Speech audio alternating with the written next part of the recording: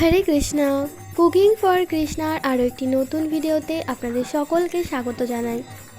আমার আজকের রেসিপি মোচার চপ।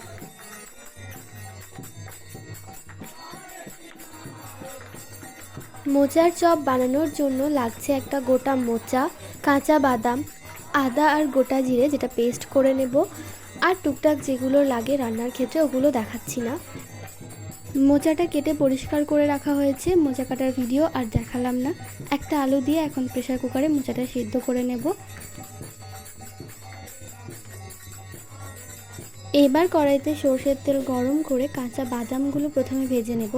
যদি নারকেল থাকে তাহলে কুচি করা নারকেল ভেজেও চপের মধ্যে দেওয়া যেতে পারে, তাহলেও খেতে ভালো লাগে।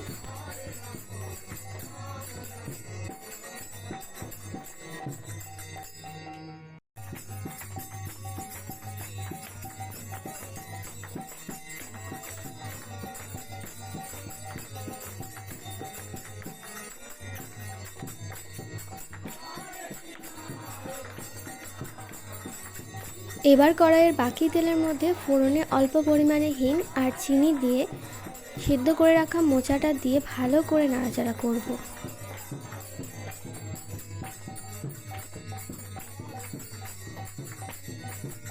দিয়ে দিচ্ছি পরিমাণ মতো নুন আর হলুদ, আবারও ভালো মতো মিশিয়ে নেব। তারপরে দিয়ে দেব আদা জিরে বাটার যে মশলা তৈরি করে রেখেছিলাম। এবার খুব ভালো করে মোচার সাথে সমস্ত কিছু মিশিয়ে নিয়ে নাড়াচাড়া করে যেতে হবে।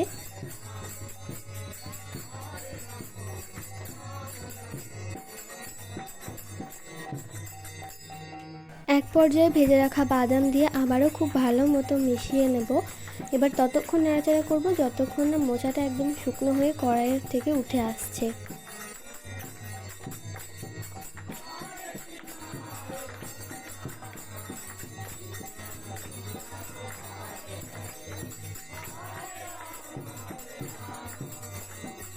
মোচাটাকে থালার মধ্যে রেখে দিয়েছি ঠান্ডা হওয়ার জন্য। এবার ভাজার জন্য বেসনটা তৈরি করে নেব। একটা বাটির মধ্যে বেসন, কালো জিরে, নুন, চিনি, হলুদ গুঁড়ো, পোস্তদানা সব কিছু নিয়ে শুকনোভাবে মিশিয়ে নেব। তারপরে জল দিয়ে বেসনটাকে ভালো করে ফেটিয়ে নেব।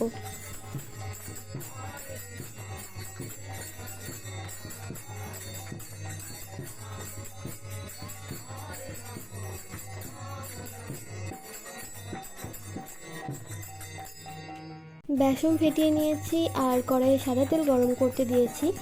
এবার মোচার যে তরকারিটা তৈরি করে রেখেছিলাম ওটা থেকে অল্প অল্প পরিমাণে তরকারি নিয়ে চপের আকারে করে নেব। লম্বা গোল যে কোনো শেপ দেওয়া যেতে পারে, আমি এখানে গোল তৈরি করছি।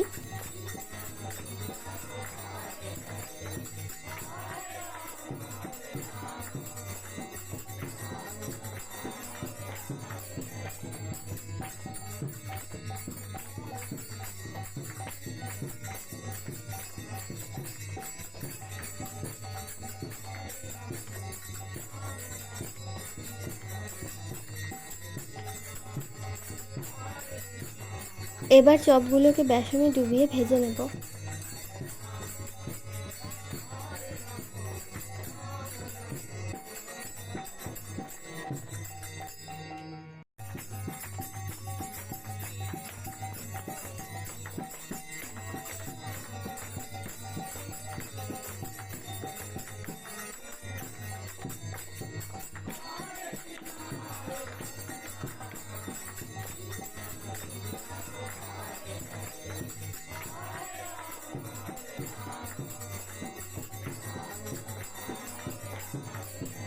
তৈরি হয়ে গেছে আমার মোচার চপ। এবার ভগবানকে তুলসীপত্র দিয়ে ভোগ নিবেদন করব।